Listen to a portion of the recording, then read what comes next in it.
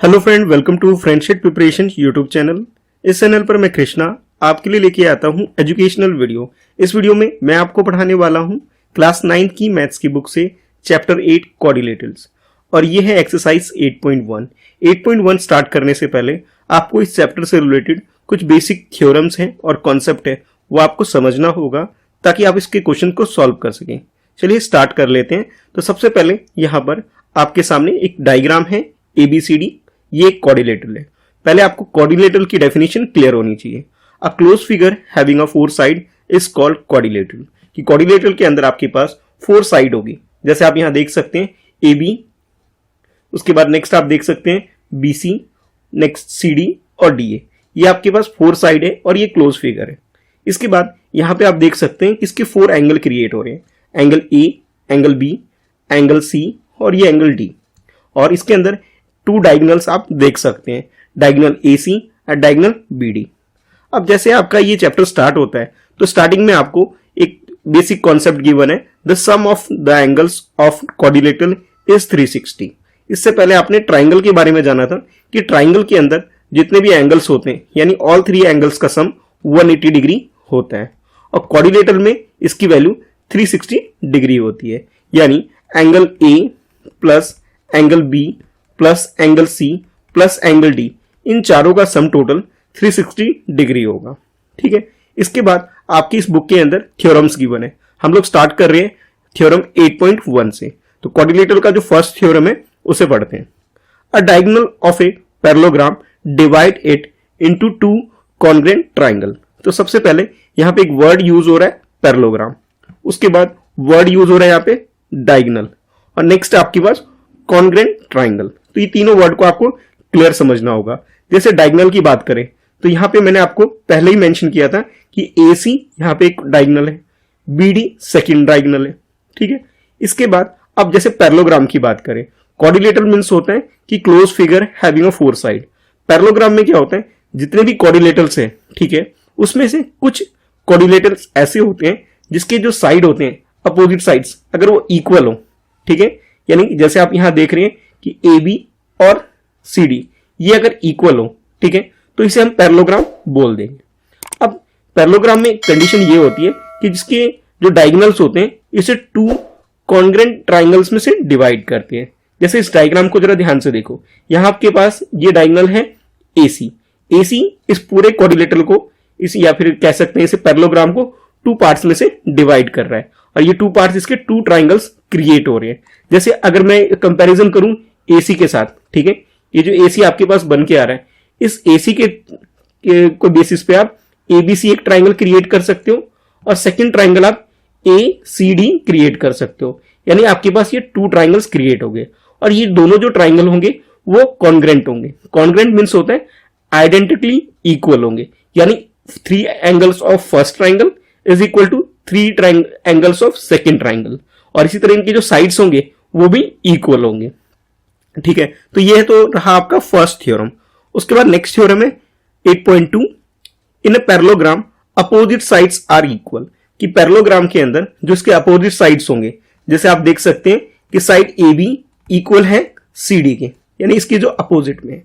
उसके बाद नेक्स्ट आपके पास है side BC is equal to side AD, ठीक है, यानी कि इसके अपोजिट साइड में जो साइड दिख रही है आपको वो इक्वल होंगे। ये सेकंड थ्योरम है।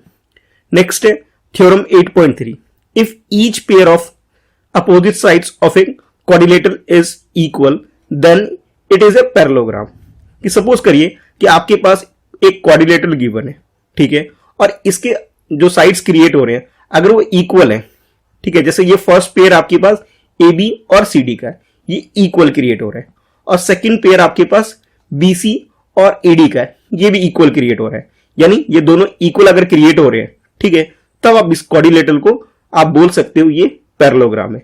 यानी कि बेसिक डिफरेंस ये है पैरेललोग्राम और क्वाड्रिलेटरल में, ये कि जितने भी पैरेललोग्राम होंगे वो सारे के सारे क्वाड्रिलेटरल होंगे।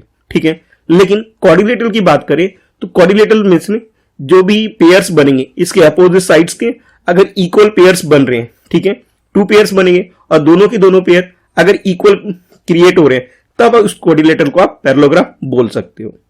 उसके बाद नेक्स्ट है आपके लिए theorem 8.4, in a parallelogram opposite angles are equal, कि इसके अंदर जो इसके एंगल्स क्रिएट हो रहे हैं, जैसे इस डायग्राम के अंदर आप देख रहे हैं 4 एंगल क्रिएट हो रहे हैं, ठीक है।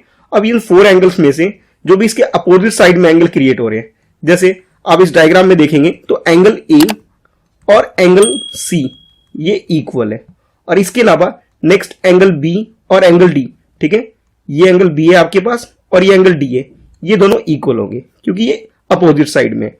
और जैसे आपने एंगल्स ए और सी को अपोजिट देखा है, यहाँ पे इक्वल है, इसी तरह से एंगल बी और एंगल डी भी इक्वल होंगे, ठीक है। तो ये है आपके लिए थ्योरम 8.4। उसके बाद नेक्स्ट है आपके लिए theorem 8.5। If in a quadrilateral each pair of opposite angle is equal then it is a parallelogram, कि आपके पास क्वाड्रिलेटरल में अगर इसके पेयर्स ऑफ एंगल्स क्रिएट हो रहे हैं और वो इक्वल हैं, ठीक है, तब आप कह सकते हो ये पैरेललोग्राम है। मतलब सेम वही वाली बात है जैसे आपने 8.4 में देखा कि इसके अपोजिट एंगल की जो वैल्यू होगी वो इक्वल होगी, ठीक है। अगर इक्वल क्रिएट हो रही है तो अंडरस्टूड है कि ये क्या होगा, पैरेललोग्राम होगा। उसके बाद नेक्स्ट है आपके लिए 8.6, the diagonals of a parallelogram bisect each other, कि जो डायगोनल है इसके, जैसे आप ये देख रहे हैं फर्स्ट डायगोनल आपके पास AC और सेकंड डायगोनल आपके पास BD, ये एक दूसरे को बाइसेक्ट करते हैं। बाइसेक्ट का मतलब ये है ये इक्वल पार्ट में डिवाइड करते हैं।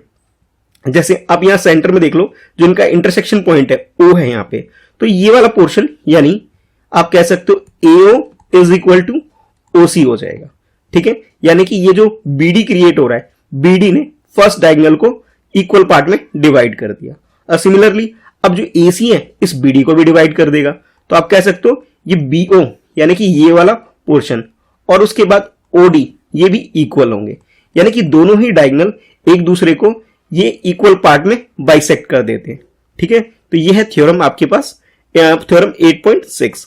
उसके बाद नेक्स्ट है आपके लिए theorem 8.7। If the diagonals of a quadrilateral bisect each other than it is a parallelogram, कि अगर ये एक दूसरे को, अगर कोई भी डायग्राम आपको गिवन है और वो क्वाड्रिलेटरल है, ठीक है, और वो एक दूसरे को उसके डायगोनल बाइसेक्ट करते हैं यानी 2 इक्वल पार्ट्स में डिवाइड करते हैं, तब उसको आप पैरेललोग्राम बोल सकते हो। यानी कि कोई भी अगर आपके पास गिवन है एक क्वाड्रिलेटरल और इसमें ये कंडीशन गिवन है कि इसके जो डायगोनल है वो एक दूसरे को बाइसेक्ट कर रहे हैं, तो इट मींस आप समझ जाओगे कि ये जो क्वाड्रिलेटरल है ये क्रिएट हो रहा है एक तरह से पैरेललोग्राम। उसके बाद नेक्स्ट है आपके लिए theorem 8.8। A quadrilateral is a parallelogram if pair of opposite side is equal and parallel. इसके अंदर जितने भी क्वाड्रिलेटरल्स होते हैं, ठीक है, उनमें से वो क्वाड्रिलेटरल जिनके साइड्स इक्वल भी होने चाहिए और पैरेलल भी होने चाहिए। जैसे आप देखो इक्वल वाली कंडीशन तो आप पहले देख चुके हो कि ये AB और ये CD इक्वल है, इसके अलावा ये BC और ये AD ये इक्वल है, इसके अलावा ये आपस में पैरेलल भी होंगे, यानी AB आपका पैरेलल होगा CD के और BC आपका पैरेलल होगा AD का। अब पैरेलल की मीनिंग समझते हैं। पैरेलल मीन्स होता है कि इनके बीच का जो डिस्टेंस क्रिएट होगा वो इक्वल होगा, ठीक है। इन दोनों के बीच में ये जो दोनों साइड्स क्रिएट हो रही है, साइड AB और साइड CD, इनके बीच का जो डिस्टेंस क्रिएट होगा वो इक्वल होगा, ठीक है। तो अब इसे हम कह सकते हैं ये पैरेलल एक तरह से क्रिएट हो रही है। इसी तरह से यहां पे आप देख सकते हो कि ये आपके पास ये वाला पोर्शन BD BC ये वाला पोर्शन ये वाला साइड और जो सेकंड साइड आपके पास AD ये भी पैरेलल होंगे, यानी इनके बीच का जो गैप है, ठीक है, वो इक्वल होगा। तो आप इसे कह सकते हैं ये पैरेललोग्राम है। यानी बेसिकली किसी भी क्वाड्रिलेटरल को हम पैरेललोग्राम कब बोलेंगे उसकी सारी इंफॉर्मेशन इस थ्योरम की फॉर्म में आपको गिवन है। ये सब के सब स्टेटमेंट आपको याद कर लेने हैं ताकि जब आप क्वेश्चन सॉल्व करो तो इन्हें यूज कर सको, ठीक है। आई होप आपको अच्छे से ये सारे थ्योरम्स क्लियर हो गए होंगे। अब हम लोग स्टार्ट कर लेते हैं क्वेश्चन के साथ। The angles of a quadrilaterals are in the ratio 3:5:9:13। Find all the angles of the quadrilateral.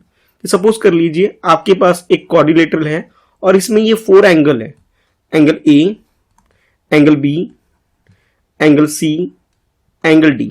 इनके बीच का रिलेशन आपको गिवन है, इनका रेशियो आपको यहाँ क्वेश्चन में गिवन है। तो आप सॉल्यूशन में इसके रेशियो को लिख लेंगे। यहाँ पे रेशियो जैसे आपके पास है उस रेशियो को नोट डाउन कर लेंगे कि 3:5:9:13 गिवन है।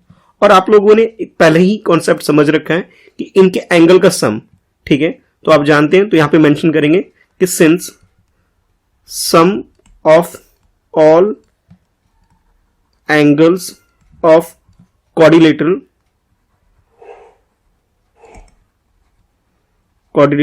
Is equal to 360 degree. तो इस चीज को यूज करेंगे और क्वेश्चन सॉल्व करेंगे। जैसे सपोज करो अगर मुझे फर्स्ट एंगल कैलकुलेट करना है तो मैं यहां लिखूंगा first angle is equal to, अब देखो यहां पे इनका जो रेशियो है वो 3:2 टोटल। अब जब इनका टोटल करोगे 3 + 5 8, 8 + 9 17, 17 + 3 करोगे 13 करोगे आप तो आपके पास 30 हो जाएगा और सम टोटल आपके पास 360 आता है। यानी कि हम लोग 360 का अगर 3/30 कर लेंगे तो हमारे पास रिजल्ट आ जाएगा। तो 0 0 ये कैंसिल कर दोगे, 3 1 जा 3 और 3 1 जा 3, यानी आपके पास 1 × 36, यानी फर्स्ट एंगल आपके पास 36 डिग्री आ गया। उसके बाद सेकेंड एंगल कैलकुलेट करने के लिए हम लोग इसका जो रेशियो गिवन है इसे यूज करेंगे। जैसे आपके पास यहाँ 5 है, इसका रेशियो गिवन है और टोटल आपके पास 30 आ रहा है, तो 360 का 3/30 कैलकुलेट करेंगे, हमारे पास आंसर आ जाएगा। ये 0 0 मैं कैंसिल कर देता हूं, 3 1 जा 3 और 3 के टेबल से इसे डिवाइड करोगे 12 आ जाएगा। 12 और 5 को मल्टीप्लाई करोगे यानी 12 5 जा आपके पास ये आ जाएगा 60 डिग्री। तो आप सेकेंड एंगल आपने कैलकुलेट कर लिया 60 डिग्री। उसके बाद नेक्स्ट है आपके लिए यानी थर्ड एंगल।